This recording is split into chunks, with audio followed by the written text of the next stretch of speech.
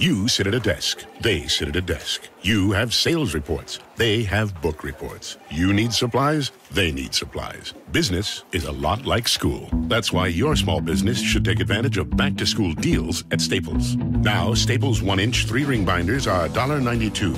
1 subject notebooks are just 25 cents, and 2 pocket poly folders are just 35 cents each. Make back-to-school your business at Staples. In-store only while supplies last. Offer ends 9/1/18, limit 30. Hi, need a ride? Hop on in. I'm headed to Julia's Trucking Cafe. Come on, let's go.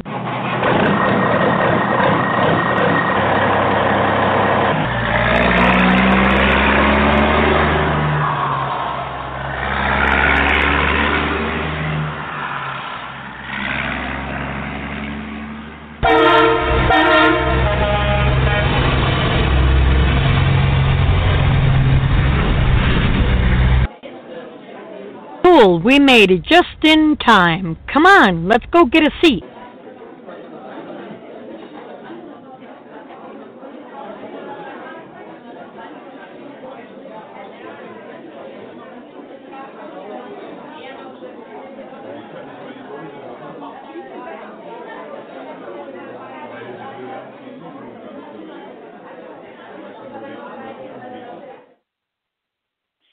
Good evening, everybody.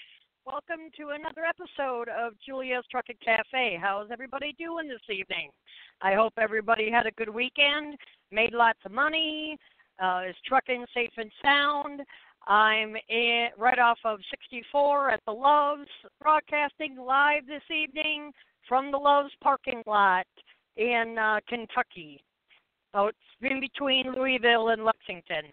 Tonight we're going to be discussing a lot of different current events, and later on we're going to be having a special guest.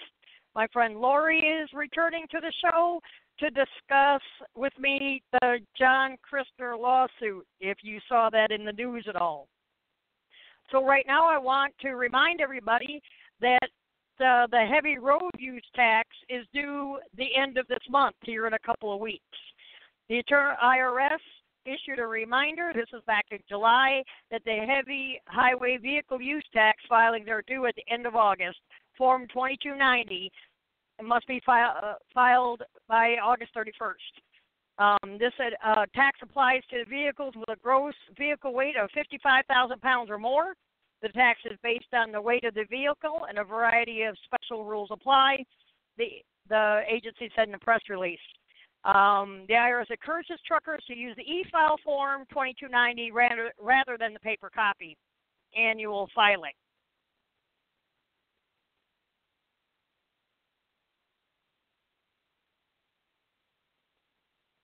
Excuse me.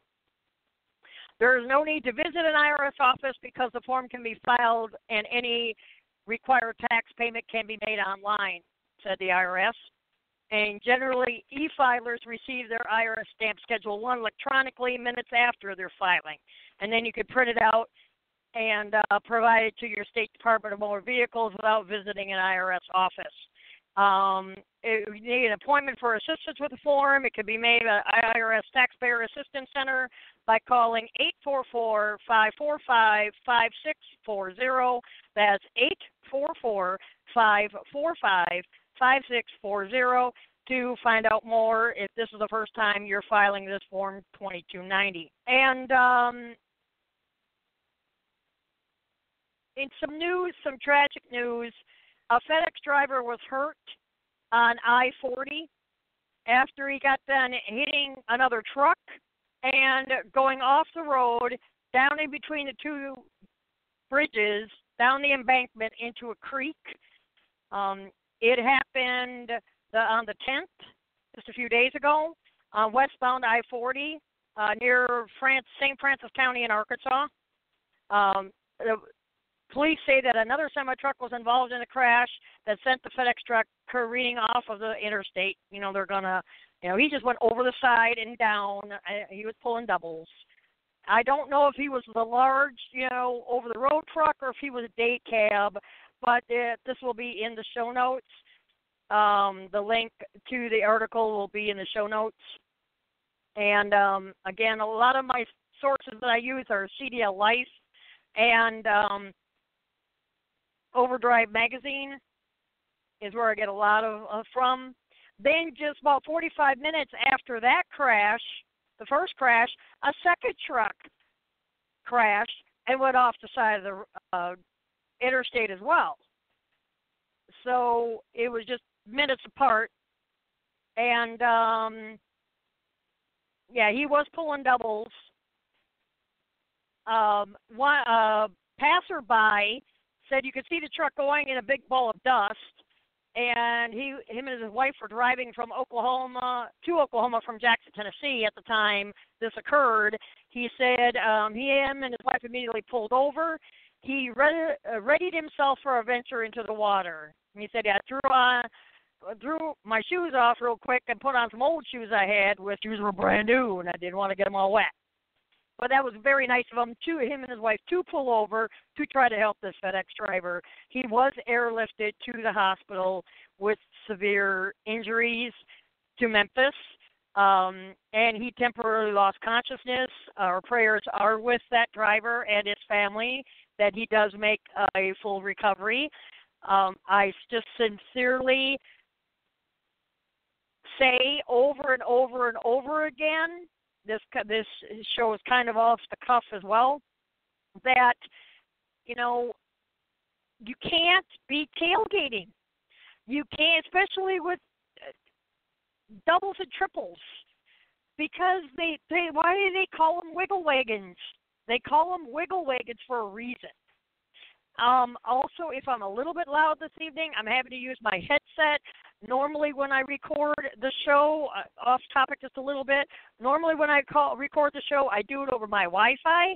Like I mentioned to you in a past episode, that's why it's kind of in and out, in and out. We'll see what this does using my Blue Parrot headset that I have to use, and I'm calling in over my phone to record this show. So we'll see what this does. I spend a lot of money on my Yeti microphone, regular studio microphone to use here, but if I'm not having a special guest call in, I could go ahead and, pre-record a show or a series or anything like that, or videos, and use that microphone or presentation or whatever, use my Blue Yeti microphone in that regard.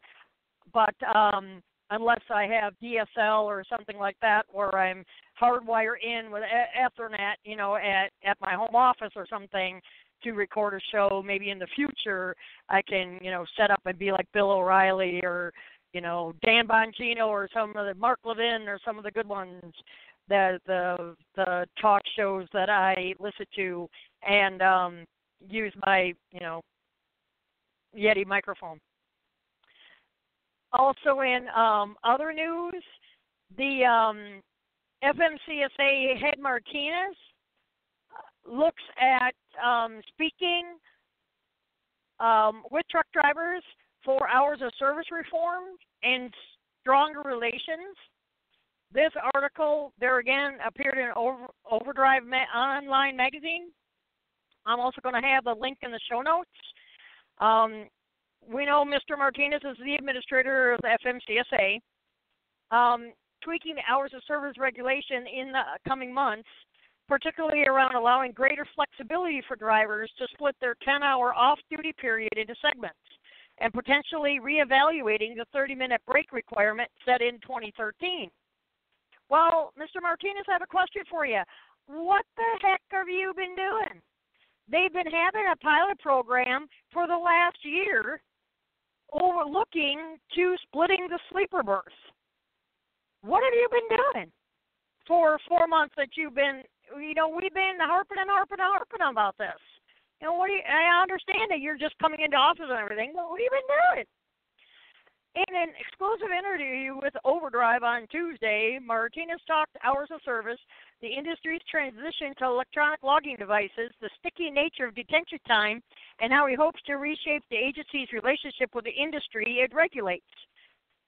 He'd like to be able to see a year from now that the industry has noted a difference in posture from the previous 3 or 5 years with the agency. that we are more receptive to new ideas, that we listen better, that we're more cooperative with industry and trying to work together to make roadways safer. A year from now, really? Really? You know, you need to keep going around the country to all these trucking shows and listening to us drivers, not all the organizations. I'm sorry, like OIDA. My show is from a truck ground standpoint. Mr. Martinez, I'm calling you out. Why don't you come on my show? Why don't you want to talk to someone like me who is a driver, who is doing this, who isn't in Congress, who isn't with Women in Trucking Association, who isn't affiliated with OIDA, who is a 30-year veteran out here, and we have pertinent questions for you to answer. Why don't you want to come on my show? Why can't I get a response from you to come on my show? And sit down, you know, and talk about these issues.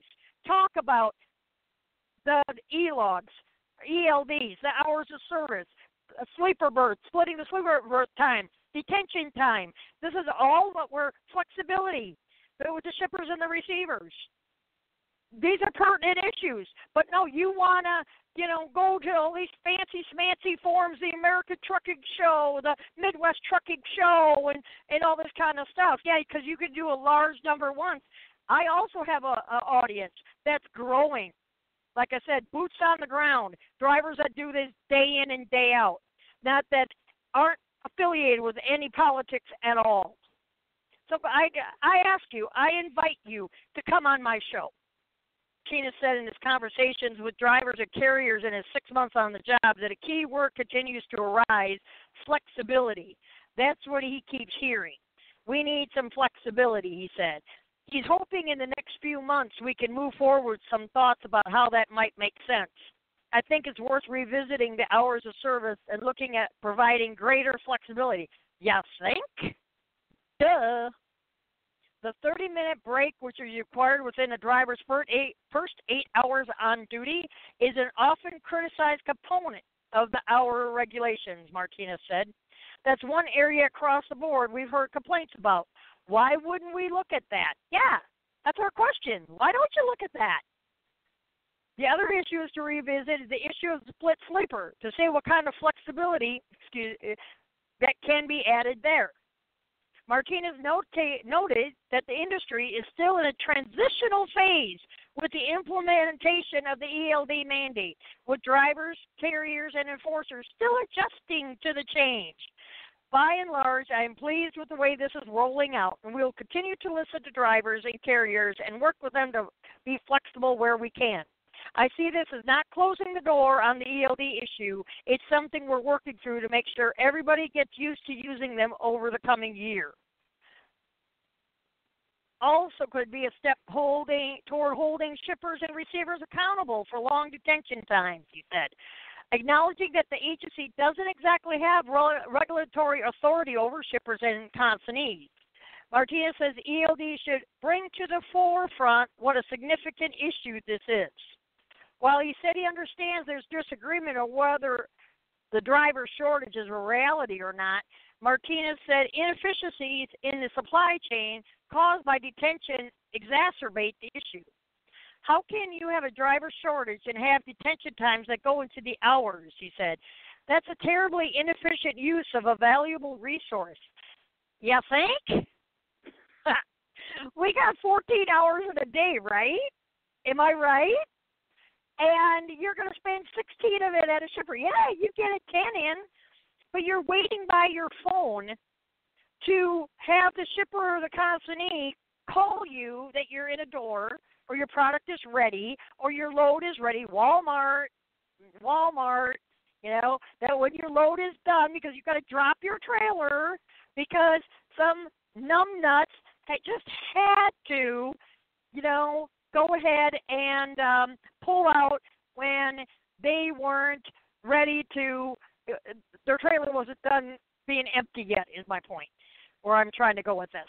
And turn around and don't, you know, they pull out, and so now we have to drop the trailer. We have to go park across the parking lot from the trailer. You can't even catch a nap or anything. Walmart's getting pretty good. They knocked it down about 4 hours out of your 14 to get unloaded. But there's a lot of produce that they're pulling it out of the field and having it cool it down. I remember pulling produce out of California, and it was 16-hour wait because it wasn't ready. I got the load on Tuesday.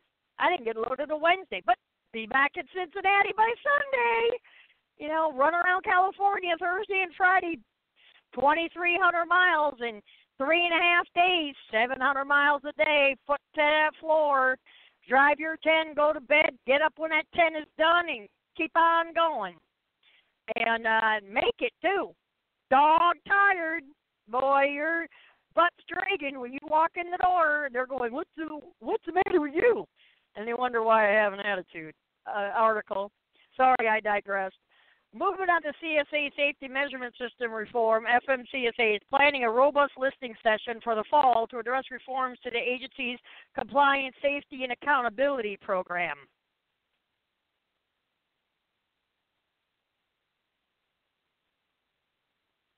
And the agency is in the midst of reforming the program based on recommendations from the National Academies of Science, who last year recommended sweeping changes to the carrier rating program.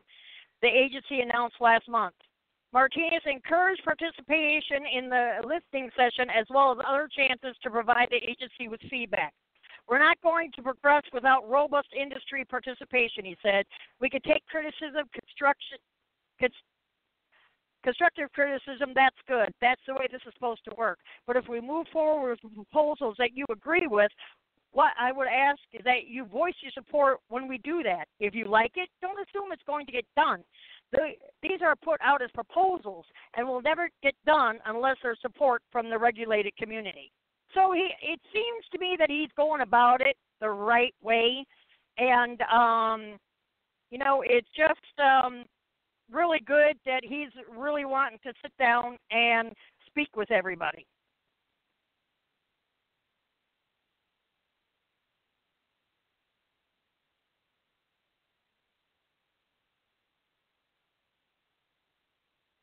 In his term as FMCSA administrator, Martinez said he hopes to see truck and bus crashes and fatalities and injuries stemming from those crashes start to trend downward again.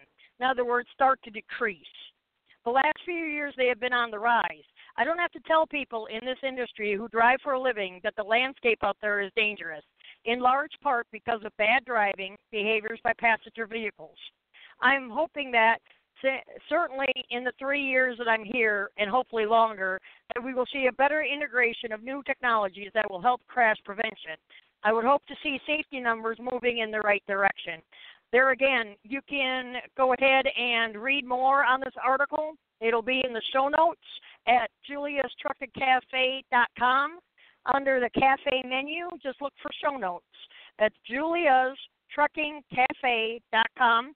I want to thank all my new listeners and new subscribers. I even got a review on Twitter, which I thought was really, really cool. So thank you again so much for listening.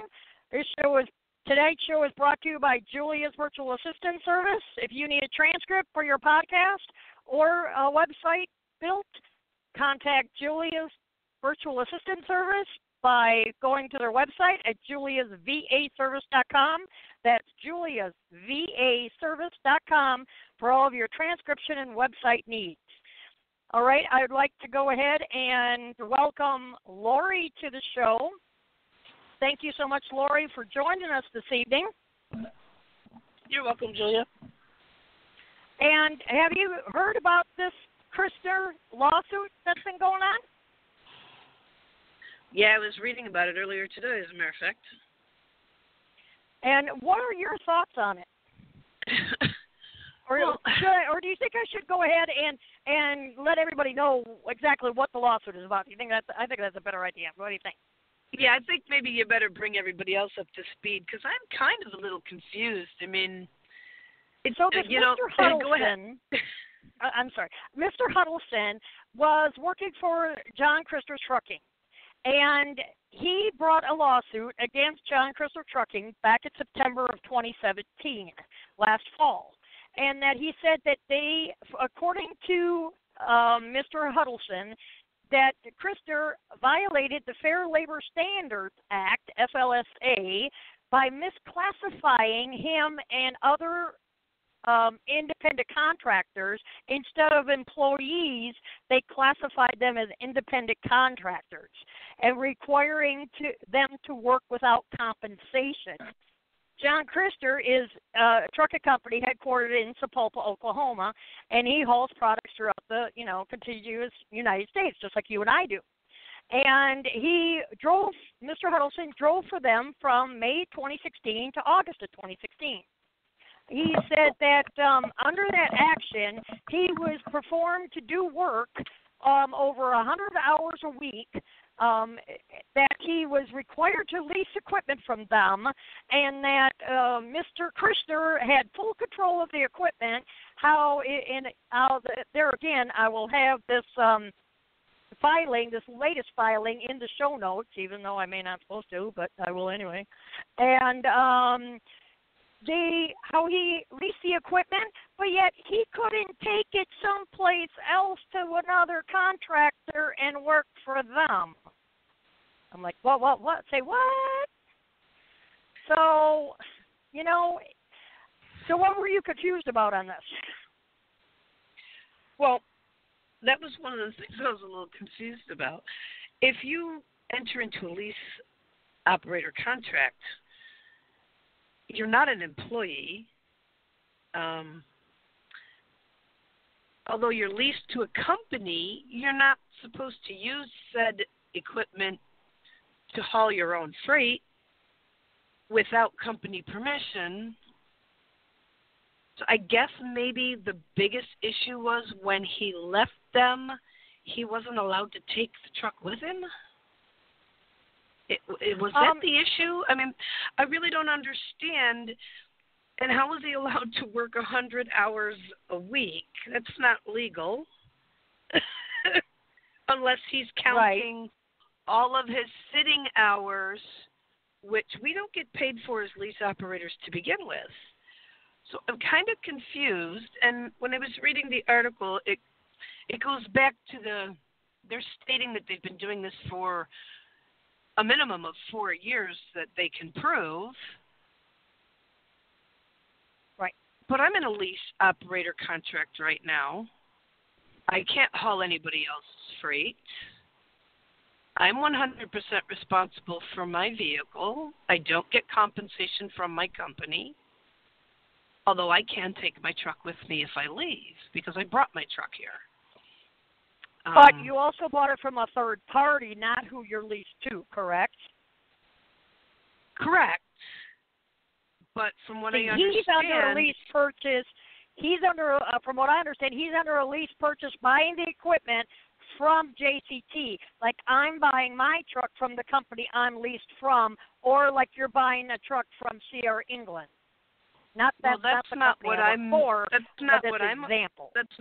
understand. According to what I read, he was recommended to lease the truck, which was on JCT property, from Triple Diamond Leasing Company. So it's not a JCT truck. Owned. Yes, it is. They're owned by JCT. That's a subsidiary of JCT. So it's just like CR England, because CR England owns Premier, and that's who they lease your trucks through. Yes. And when you leave CR England, unless you go to a sister company, you can't take your vehicle with you either. Yes. Exactly. I know that for a fact. Unless you pay it off. They give you title in hand, then you can take it. When you get title in hand, then you can take it any doggone place you want to. Right, but you're not going to ever whoever get your you title. Want to. Yeah, well, when you work for CR England, you're never going to get your title in hand. You can't make enough money. And there's another. I'm just saying. Now I'm using CR England as an example. I'm not picking on them. I mean, there's Prime is out there too, the same way. And a lot of people, they look at leasing a truck like a car. When it gets old and worn out and 500,000 miles, they'll just trade it in and get another brand new one. Never owning it, and they're in. Yeah, they're always, and me, I don't want to do that. I want to own the vehicle and then get, the title and then go trade it in myself for what I want. Not, it has to be the same Kenworth or something like that. Now, what it said here is that, I'm reading on, I forget what page this is, page 4 of 9, that this Huddleston, Lewis, and Bittner and Burnett allege that they each worked for JCT as a truck driver for a period of months or years, that they were misclassified as independent contractors. Under the terms of their operating and lease agreements, JCT exercised complete control over their trucks and work-related activities. JCT accomplished this in part by requiring them to lease their trucks and purchase equipment from JCT, and by mandating their assignments, schedules, and routes. If they or JCT terminated their operating agreements, JCT had the option to terminate their lease agreement without notice and take immediate possession of the truck. Yes, because you didn't pay it off. It's not yours until you pay it off. No, it's not. So yeah. So I don't understand how they're bringing this. Yeah, it isn't. To me, this is a frivolous lawsuit. I don't understand why the lawyers are even bringing it. You think they would understand law? I mean, if you don't pay for something, although I don't understand how they can just repossess fire you and repossess it if you're leasing. If you're refusing loads. If you're refusing loads. But it doesn't say he was refusing loads. He's saying he worked 100 hours a week. How is that possible? I'm confused on that. And I don't understand why. Once on the road, they routinely work 10 to 14 hours per day. We all do that. And 70 to 98 hours per week.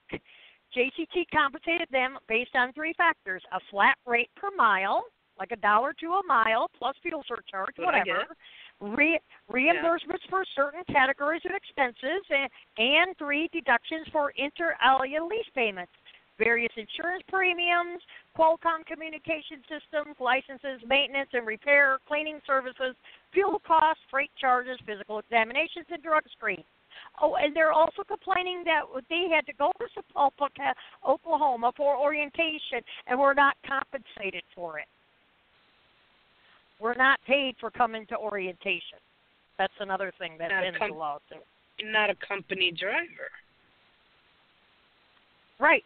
And a lot of times you have to find your own way there if you're going to be a owner-operator. You have to drive up for something. I don't understand. It's not why expected. They're expecting to be compensated for like an employee for orientation. They're not. They're fighting apples and oranges and want it to be oranges or something because of the fact they're looking at it from an employee mentality, but yet they were an owner-operator. That's what I'm assuming out of this. And they didn't know for me personally, it doesn't sound like they knew their butt from a hole in the ground about being an owner-operator, lease operator, or any kind of operator as much as they're complaining about. I can see complaining about being locked into a lease that you don't get to keep the vehicle and move forward with it to another company. But some companies do that. As far as not being compensated for orientation, they paid the hotel bill. They probably got a food voucher for dinner because that's what most companies do. What else do you expect? You expect an hourly rate to sit in a room and be orientated? I don't understand that. And what is this about? What page is this on? Page 6. I think it's page 6. Okay. No, it's page... Oh, goodness, it's not scrolling up. Anyways, it says here, number 34, drivers, including plaintiff, are regularly denied timely meals due to delivery deadlines imposed by JCT. Drivers are often unable to take a lunch break or alternatively take a working lunch. Lunch breaks often occur after 5 hours of work. Drivers, including plaintiff working longer than 10-hour days, regularly did not have an opportunity to take a second lunch break. We don't. We don't get to take 2 breaks. I mean, but if you're an owner-operator and you want to take a break that badly, you stop and go to the bathroom. How hard is it to take, 10 minutes to eat something? You're not going to get paid for it. Right. They're, and again, they're acting like they're in a union almost. I got to have my 9 o'clock break and my 3 o'clock break and my noon break, and then I'm going to stop driving at 4 o'clock. No, I can't drive more than 420 miles in a day. Can't forget that one. It says, additionally, drivers are regularly unable to take timely rest breaks due to delivery deadlines imposed by JCT. Drivers are often unable to take a rest break. This is number 35. It's right under the first one. And I think it's page 7 or 8. And then it says drivers are often unable to take a rest break in the first 4 hours of work. Drivers are also regularly unable to take a second rest break after 6 hours of work. Did they not know the DOT regulations? And if you're an owner-operator, if you're an independent contractor, why can't you stop and take 10 minutes to feed yourself, or stop and take a half hour to rest if you're tired? You're supposed to take a half-hour break in the first 8 hours in the first place. So I don't understand. Of course, this was before that. That was before this regulation, but I don't understand why they're bringing the lawsuit at all. It seems that the DOT regulations have been bypassed, and the driver's now saying that I was treated like an employee, but at the same time he's saying he's not treated like an employee. Yeah. He doesn't get to take 2 breaks a day, and he doesn't get to take a rest break in a timely manner. Well, you're an owner-operator. Those are things that you have to work into your schedule. You don't get paid for them. I don't understand that. Okay, as far as I'm concerned, with any load because I haul a lot of meat. So, for example, now I have a lot of times where, I don't get a rest break all day. I don't stop all day long because I'm doing 3, 4, and 5 drops. But now this load that I'm on, I had a drop, this morning at 11:30 this morning. Well, my next drop isn't till midnight. Well, then my next drop isn't till 11 o'clock tomorrow night. Well, now I got too much time on my hands and I'm going berserk. Where most of the time it's 2, 3, 4 in the morning. Then you have 8 o'clock in the morning. Then you got a 10 o'clock in the morning. And then you might, then you don't have another one until 6 a.m. the next morning. It's already 3 drops. How many times? I've been doing this for almost a year now. For with the company that I'm leased to, and there again, I'm not going to say who it is, but I get that all the time. Go cry a river somewhere.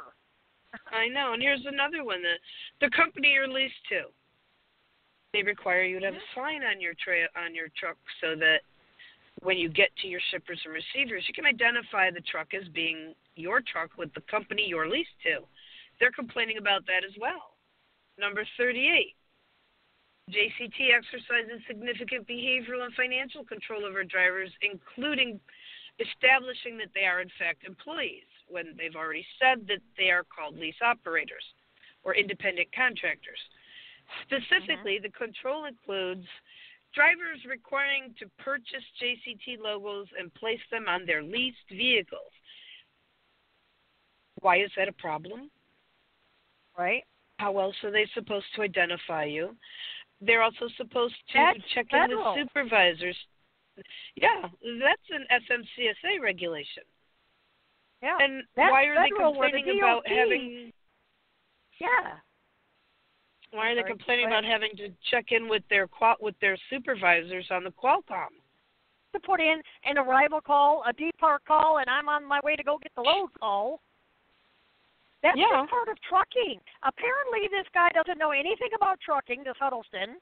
Doesn't know nothing about trucking.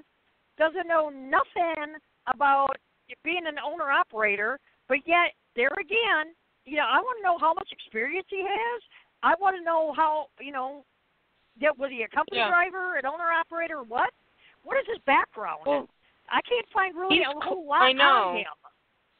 He's claiming that he's being treated like an employee, but according to all the lawsuit grounds, he's not being treated like an employee. He's being treated like an independent contractor, and he doesn't like it. Right. He's also complaining that he's required to prepare and submit required documentation in accordance with JCT's policies and procedures. Does he want to get paid? Right. I don't understand what his problem is. All right, you're reading from the petition? I read the entire thing. I read every single word of this thing, okay? Okay. Yeah, because I'm sorry, I downloaded the opinion in the recent order that just happened in May, and that's where I got a lot of my information from, and that must be the original petition back in September. This is the 60-page document. Yeah, that must be the original petition back in September. My bad. Yeah. So we're he's complaining that he has. Sorry, he's also complaining he's got to pay for the repairs on his truck, and the company takes it out of the settlement. Obviously, him and everybody else that joins this lawsuit either doesn't know what they're doing, don't understand what the lawsuit is attempting. It has something to do with California minimum wage laws. I think what they're doing, it seems to me, is that these drivers have taken every minute that they worked, lumped it all together, divided it by what they were paid, or took what they were paid, divided it by every minute they put into this, whether they were paid on the clock or not, and it came out to be less than California's minimum state wage. Which, okay, that's fine. I mean, I understand a lot of us want to be paid for every minute that we're in the truck, but there are no laws written to cover that right now, so this lawsuit is going nowhere. Hopefully it won't go nowhere, because now, after this May filing that they did, opinion and order, and it was by this Chief Judge Gregory K. Frizzle. First off, they filed it in California federal court. Okay, Christner is not John Christner Trucking is not located in California. John Christner Trucking is located in Oklahoma. So then they got John Christner filed a change of venue. So they moved it to the federal. They moved it to the federal court, Northern District of Oklahoma. It was filed in California because the claimant lives in California, and he's claiming that he wasn't paid California state minimum wage because after all was said and done, hourly wage, his fuel surcharge, divided by what he considers his working hours, didn't come up. What he actually ended up with didn't come up to California state minimum wage, and that's why he's taking them to California. I understand that. But in trucking, if you're going to file a lawsuit against the company, you don't file it where you reside. You file the lawsuit in federal court against the trucking company of where the trucking company is located, because you are under those laws of that governing state. Even though you reside in California, you still have to abide by Oklahoma law. Yeah, but he lives in California, and he's working in California. This Huddleston guy isn't working cross country. He's working California local. He's working from one end of California to the other, which is what was stated at the beginning of the contract. He does 89% of his work in the state of California. And he's having a heart attack because he's not getting California minimum wage. Well, he's counting more than likely every minute he's in his truck. He's obviously Right. a regional driver, not a local driver. He's running up and down and back and forth the state of California. And for even his sitting hours getting unloaded, he thinks he should be paid for it. Yeah, in a perfect world, we'd all love to get paid for every minute we're in the truck. But that's not the trucking regulations as they are today. Right. They've never been that way. Owner-operators do not get paid when they're sitting, period, unless you sit an exorbitant amount of time and you can put in detention pay. Or you're sitting in between loads and you can put in layover pay. Or if you are running for Yellow Freight and you're running union and you're running regional, and then when you bump the dock, then you go on the clock. He may be going by that because years ago that's what they used to do, but they were also under union. Yeah, well, we're not unionized anymore. Very few companies are union now. Right. And unions have served to put multiple amounts of companies out of business. So right. I don't they were good when they were formed, but they long outlived their usefulness. Right. A lot of crybabies. Now, a lot of crybabies don't want to work for a living, but they want money. Yeah, they want to get compensated for every time they turn around. Now, did you read don't become a truck driver. You read the complaint, but did you read Christner's answer to the complaint? No, I didn't. I was disgusted after reading 60. I was disgusted after reading 60 pages of repetitive reasons. 7 different reasons why they're bringing the petition just for minimum wage violations alone. By the time I got to the end of 60 pages, I was like, you know what? You're burnt. If I was the owner of JCT, I'd say, here you go. You are my lawyer. Represent me. I don't want anything to do with this. I think I'd be shaking my head. I know. I'm shaking my head saying I'm glad he doesn't work for me anymore is what I'm saying. I'm telling you. That's funny. I used to laugh on their show too, and a lot of times, I find that I'm like, okay, is there anybody out there? Is anybody listening? So when I got the review from someone on Twitter that said he listened to my show and he likes the show and everything, keep up the good work, I went, woo! And wow, there's actually people listening to this. And I'm like, wow, so I got a few subscribers on YouTube and everything, but anyway, so I was trying to pull that up. That's just not gonna come. I have to say it's not gonna even pull up. I have to say this before they become part of the working norm. If they think it's bad now with adults whining and complaining, wait till they allow 18-year-olds to drive. Well, I heard that, but I only heard that, and I researched that, and when it got into the FMCSA, it's only intrastate, not interstate. They can drive and get a CDL within the state boundaries, not over the road. Yes, but companies are hurting for drivers, and they have a petition before the DOT and the FMCSA to allow 18, 19, 20-year-old drivers to drive interstate. It's not a regulation yet. They're trying to get it passed. I think it would be a huge mistake.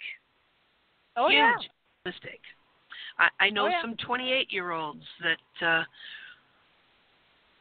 were a lot more responsible when they were in their previous occupations. They come to the trucking industry because they're vetted to be truckers now. Right. And they want 100% control of everything, even if they're company drivers. And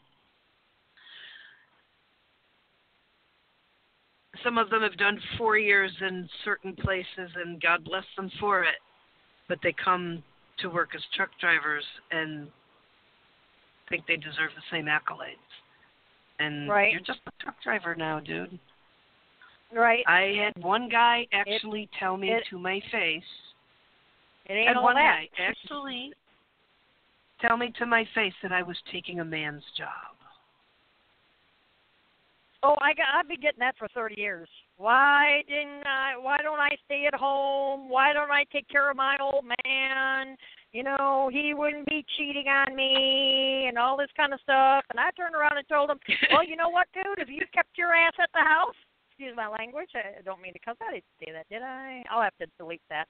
Anyway, if you kept your butt at the house, your old lady wouldn't be screwing your neighbor. That's exactly what I told him. Yeah. Well, this isn't 1960 if you want to go or there, 1970 anymore. You know, if you want to go there, we can go there, dude. You don't bother me a doggone bit. I stayed at home. I took care of my husband. I took care of my kids. I became a truck driver when I had nothing else to do. Yeah, my kids are grown and gone. Thank you very much. So are mine. You know? And I got grown grandbabies. And I need to be a truck driver to give my grandbabies everything I can give them. There you so go. they don't have to grow up to be truck drivers. Yeah, exactly, right? And file frivolous lawsuits. Yeah. Because they're not getting paid for every minute of their time. I heard that. She took her voice away from the mic. I heard that. You know, in file frivolous lawsuits. How about that? Just like Dan Bongino says. How about that? Well, here's a question for you. See if you can research this one, Julia. How many women have brought lawsuits against their companies? I think you're going to find an overwhelming majority of these lawsuits, if not every one of them, was originally brought by a man. Right. Right. Because they don't think they should be overworked. We're overworked. I don't know. I'm thinking that maybe, you know, the sexual discrimination stuff years ago, you know, that we need to hire a certain race and a certain gender that all fell in line in construction, truck driving, all that, you know, paper mill work, all this kind of stuff. Well, you know, when we different. broke out into all of that stuff. But that's a different type of lawsuit. That's a sexual harassment. That's a racism. That's a discrimination lawsuit. I'm talking about I'm not getting paid what I think I'm worth. Oh, just under this classification. Okay. Under this kind of classification, I mean, how many women think they're underpaid and overworked and are actually suing about it? Every housewife? I'm sure they've joined the lawsuit along with the man that brought it. But every housewife is, overworked and undercompensated. Suck it up, Buttercup. Yeah. Suck it up, Buttercup. Do your job and shut up. You don't like it, don't be a truck driver. God. Right? Didn't you read the regulations before you became one? Right? Go work for a company. Complaining about stupid stuff. Yeah, you went through. I wish my company would pay my repairs. We're not going to start that. That's another show. You and your truck. That's a whole other show, girlfriend. Instead, they pay my repair bills. But they expect me to pay them back. We'll borrow you the money right now, but we want to get interest. God bless the company that you're working for. I know. You know what I said to the guy that handles my repair loans the other day? I said, why didn't we use our heads last October after my knee replacement? I could have borrowed $5,000 from the company, got a brand new truck after beating the heck out of this one for 2.5 years. It was brand new when I got it. And paid that back, and I wouldn't be where I am now. And now I'm $10,000 down the road from January. I could have just borrowed $5 and got a brand new truck. Listen to And this. upgraded my truck. Listen to this. He laughed. This Mr. Ford, he was an employee at JCT from 2014 to 2015. They kept my paychecks and my money from my maintenance account. I'm happy to hear about this lawsuit against them and would like to be a part of the lawsuit. Please email me the details.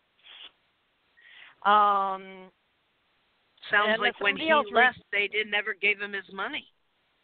Like PTO. Yeah, you're right. I'm sorry, I didn't. Right. You have to bleep that. You have to bleep that. We're not allowed to say that. We don't work for them anymore, and both of us work for the same outfit, and they did it to me as well. So, you know, there are companies that when you leave them, they hold your money for 45 days. They have a right to do that. However, they're supposed to give you what's left eventually, and some never do. Right. Some never do. So he might legitimately be in for some compensation because when he left, they kept everything, and that's not legal either. Right. So, but as far as not making state minimum wage, oh well, Buttercup, get a life. Okay, here's a administrative difficulty here. This is the reason why it got transferred to Oklahoma. First off, Huddleston contends that because the 13 and the 19 causes of action are based on California law, California federal court will be better equipped to apply California state law than the Oklahoma court. Huddleston does not exclusively bring California claims. The complaint also contains 4 causes of action under Oklahoma law, and in any case, federal judges routinely apply the law of a state other than the state in which they sit. So that factor does not weigh against the transfer. Administrative difficulties follow for courts when litigation is piled up in congested centers instead of being handled at its origin. Huddleston has submitted no evidence of court congestion, particular to Oklahoma, as opposed to California. It is his burden to show the public interest factors weigh in his favor. He has failed to meet his burden as to this public interest factor. So, in other words, the public interest would be better if we had it in California because there's prejudice against me in Oklahoma, blah, blah, blah kind of thing. You know, in sum, the court finds that the public interest factors do not overwhelmingly disfavor enforcing the forum selection clause. Huddleston has not met his burden of demonstrating that this is an exceptional case in which the court should set aside a valid forum selection clause. For the foregoing reasons, the court grants, in part, defendant's motion to dismiss or, in the alternative, transfer the venue and orders this case transferred to the Northern District of Oklahoma for all further proceedings. So there you go. Well, there you go. And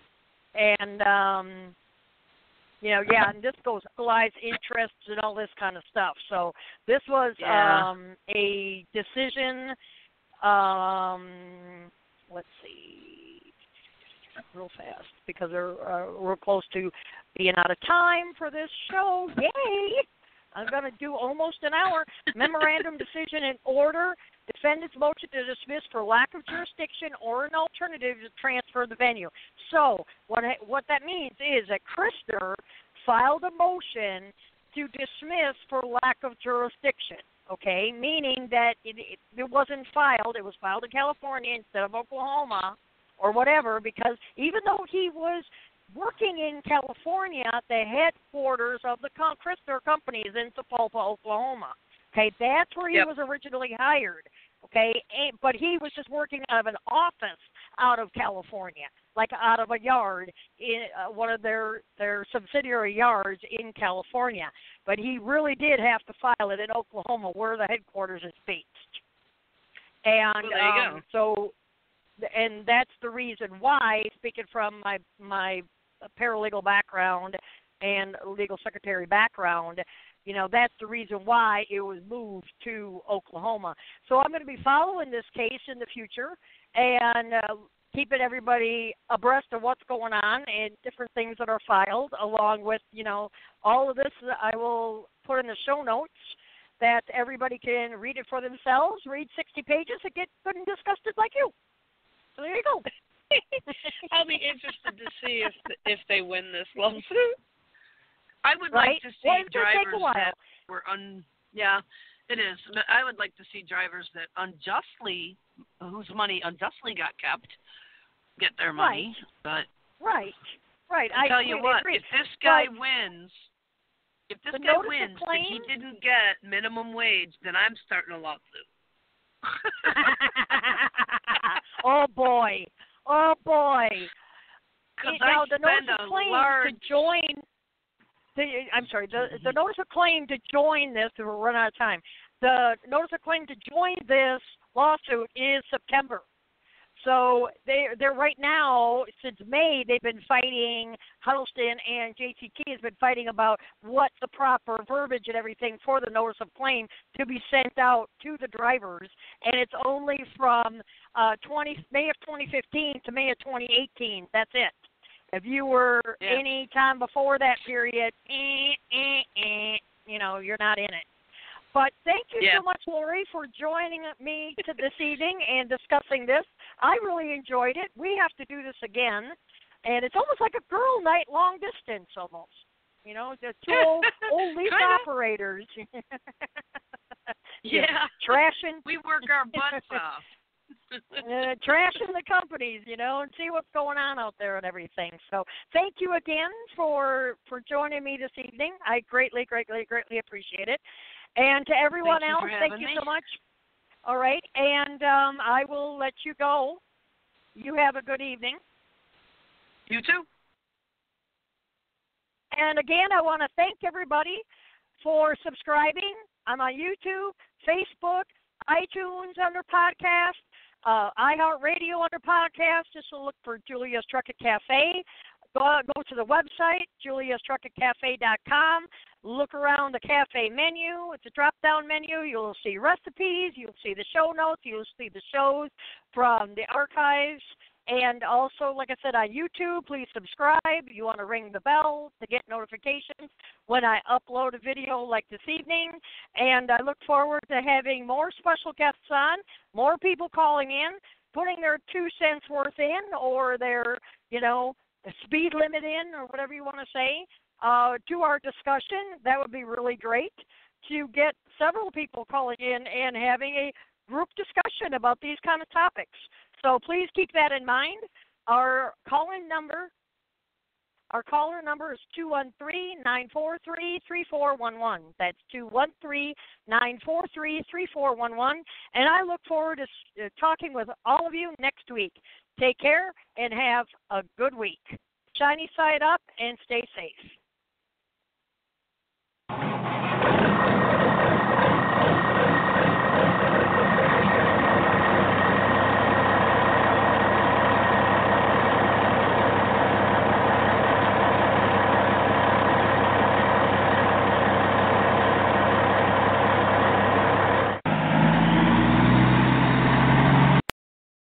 Hey, podcast listener, are you a hacker, techie, nerd, investor, founder, or ever wanted to get into this world?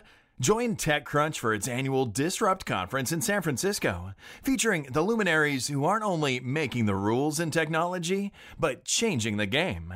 Get a first look at startups disrupting machine learning, mobility, healthcare, robotics, and more, and hear from the world's leading investors and innovators.